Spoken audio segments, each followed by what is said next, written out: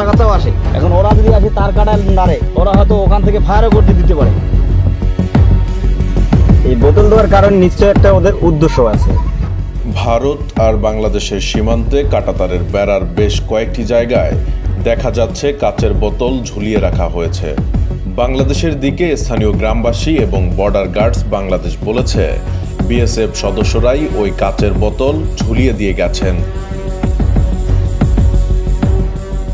বাংলাদেশের উত্তরাঞ্চলীয় লালমনিরহাট জেলার পাটগ্রাম সীমান্ত থেকে পাওয়া কিছু ছবিতে দেখা গেছে ওই কাচের বোতলগুলো আসলে মদের খালি বোতল। স্থানীয় মানুষ বলছেন, ওই খালি বোতলে কি না কি রেখে দিয়েছে বিএসএফ। তারা আতঙ্কে আছেন এই বোতল ঝোলানোর ঘটনায়।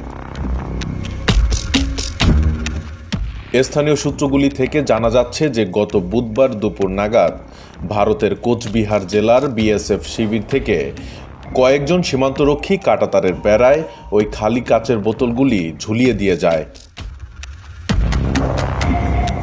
কেন কাঁটাতারের বেড়ায় বোতল? শুধু যে পাটগ্রাম সীমান্তে নতুন করে দেওয়া কাঁটাতারের বেড়ায় খালি বোতল রয়েছে তা নয়। বিএসএফ কর্মকর্তারা বলেছেন, অনেক সীমান্ত বেড়াতেই কাচের বোতল ঝোলানো থাকে। দক্ষিণবঙ্গে পেট্রোপোল সীমান্ত চেকপোস্টের কাছেই এক জায়গায় বিএসএফ যেখানে এক সারির বেড়া বা সিঙ্গেল রো ফেন্সিং দিয়ে রেখেছে। এক বিএসএফ কর্মকর্তা সংবাদ মাধ্যমকে জানিয়েছেন, কেউ বেড়া কাটতে চাইলে অথবা নাড়াচাড়া দিলে কাচের বোতলে শব্দ হবে বা সেটি পড়ে গিয়ে ভেঙে যাবে। সেই শব্দে কাছাকাছি থাকা বিএসএফ প্রহরী সজাগ হয়ে যেতে পারবেন। সেজন্য এরকম একটা ব্যবস্থা। দিনের বেলার থেকেও রাতের অন্ধকারে প্রহরীদের সজাগ করার জন্য বেশ কার্যকর এটা পাকাপাকি ব্যবস্থা নয় কখনোই। স্থানীয়ভাবে এরকম নানা ব্যবস্থা করে নিতে হয় সীমান্তে। যেখানে যেরকম প্রয়োজন সেখানে সেরকম ব্যবস্থা করতে হয়। নাম উল্লেখ না করার শর্তে বলেছিলেন ওই বিএসএফ কর্মকর্তা।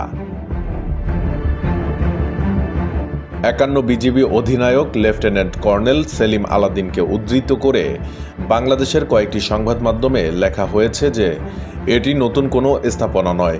বেড়াটির সুরক্ষার জন্যই তারা বোতল ঝুলিয়েছে। যদি কেউ রাতের আধারে বেড়া তুলে নিয়ে যায়, সেজন্য তারা শূন্য রেখায় বেড়া দিয়ে নিজেরাই দুশ্চিন্তায় আছে। এজন্য তারা এই প্রোটেকশনটি ব্যবহার করেছে। অত্যাধুনিক নজরদারির ব্যবস্থা।